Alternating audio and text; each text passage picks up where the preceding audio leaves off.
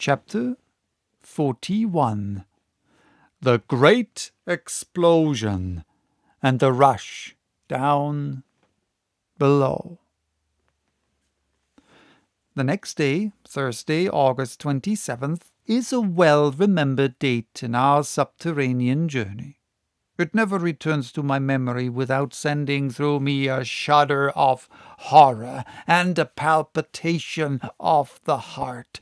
From that hour we had no further occasion for the exercise of reason or judgment or skill or contrivance. We were henceforth to be hurled along the playthings of the fierce elements of the deep. At 6 we were afoot. The moment drew near to clear away by blasting through the opposing mass of granite.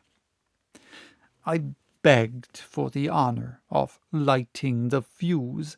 This duty done, I was to join my companions on the raft, which had not yet been unloaded. We should then push off as far as we could and avoid the dangers arising from the explosion, the effects of which were not likely to be confined to the rock itself.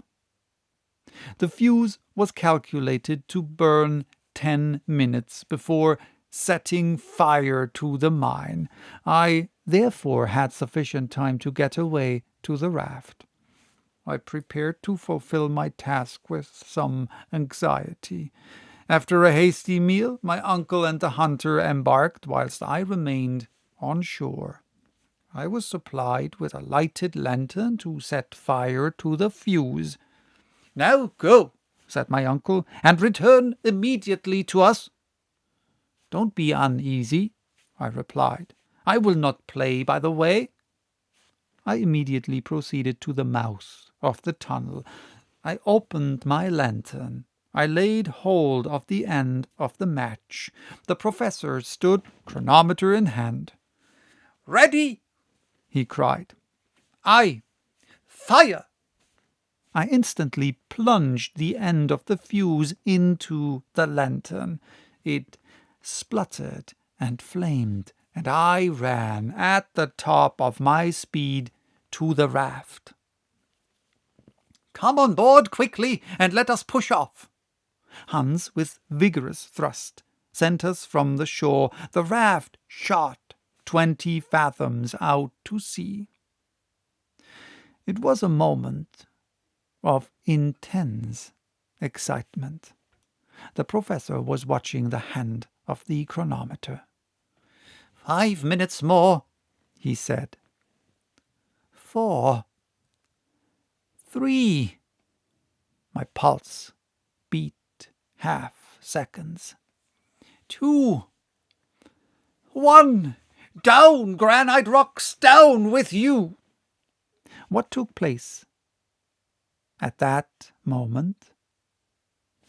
I believe I did not hear the dull roar of the explosion, but the rocks suddenly assumed a new arrangement. They ran asunder like a curtain.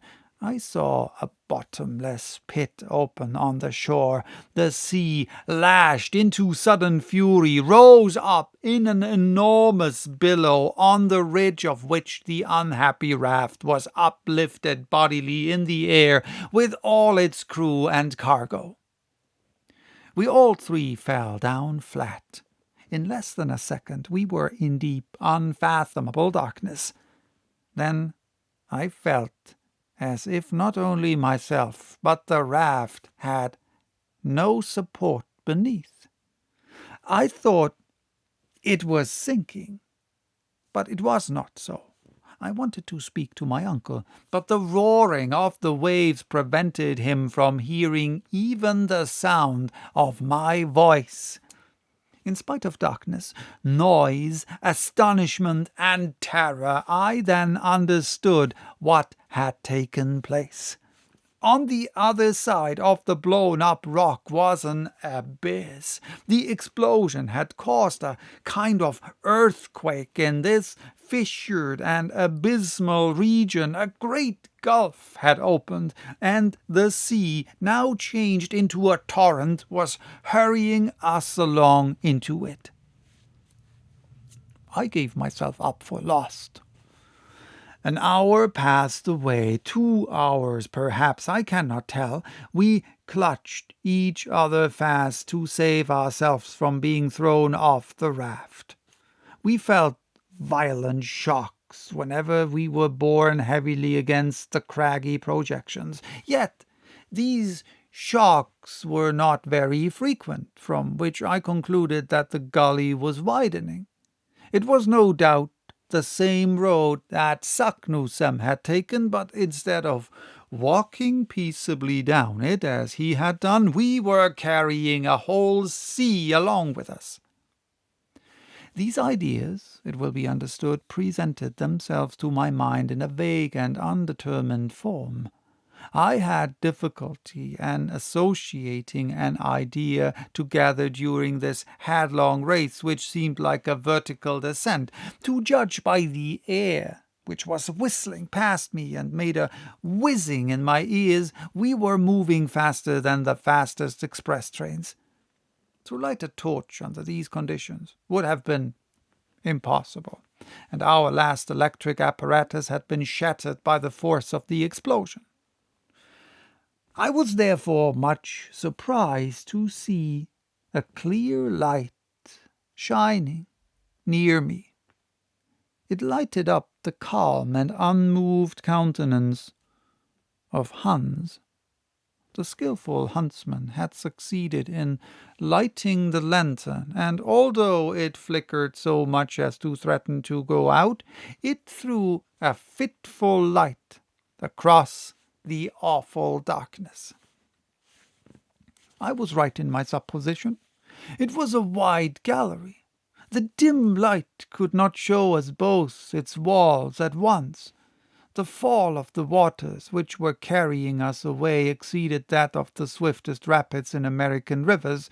Its surface seemed composed of a sheaf of arrows hurled with inconceivable force. I cannot convey my impressions by a better comparison. The raft, occasionally seized by an eddy, spun round as it still flew along.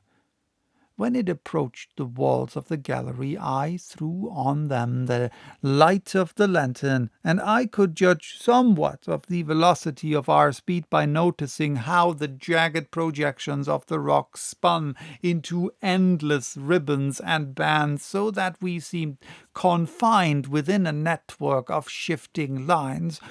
I supposed we were running at the rate of 30 leagues an hour. My uncle and I gazed on each other with haggard eyes, clinging to the stump of the mast which had snapped asunder at the first shock of our great catastrophe. We kept our backs to the wind, not to be stifled by the rapidity of a movement which no human power could check. Hours passed away. No change in our situation, but a discovery came to complicate matters and make them worse.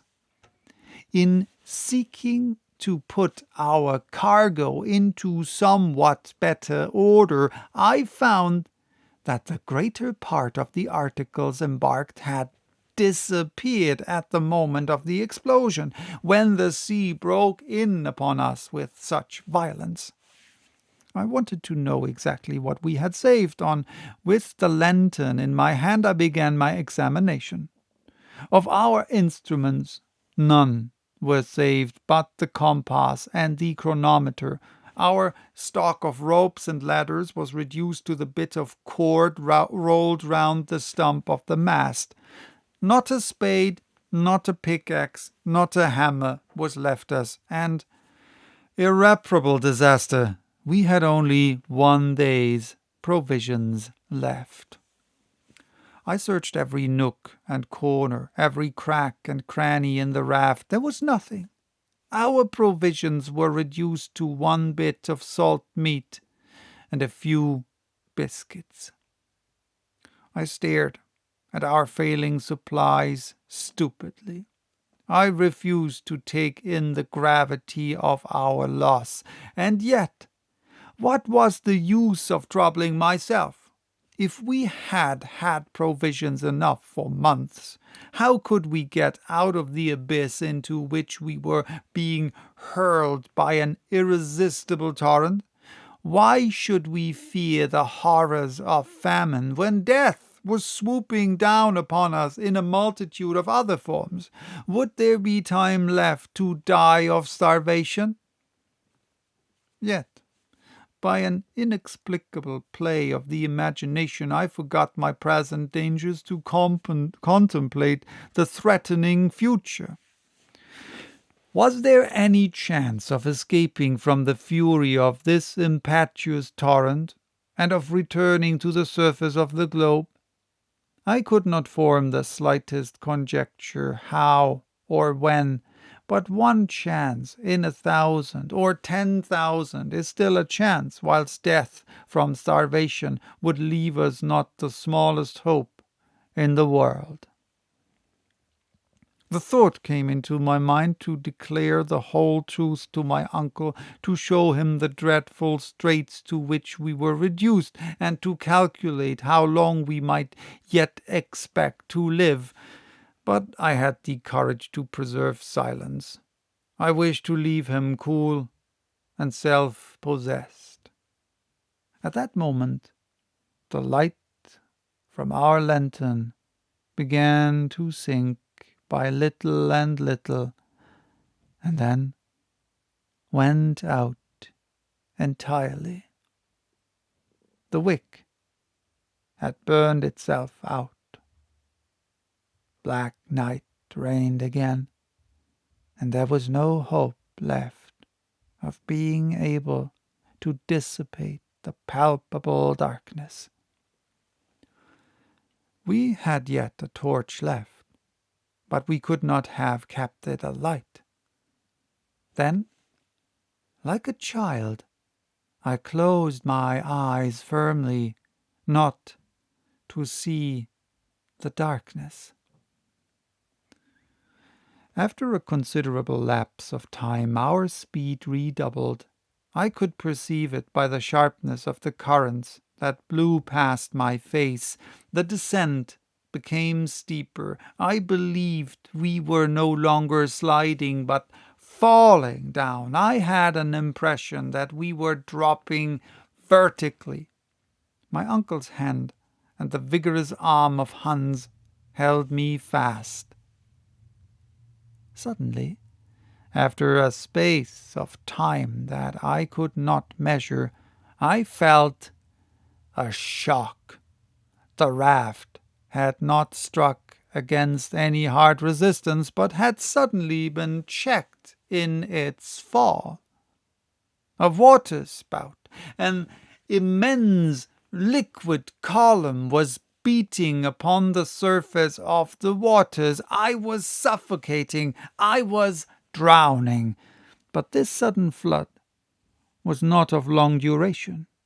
In a few seconds I found myself in the air again, which I inhaled with all the force of my lungs.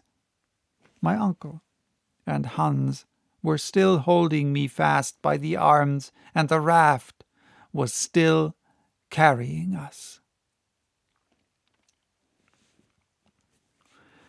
So that was chapter 41. Bye-bye. Till next time with chapter 42, titled Headlong Speed Upward Through the Horrors of Darkness.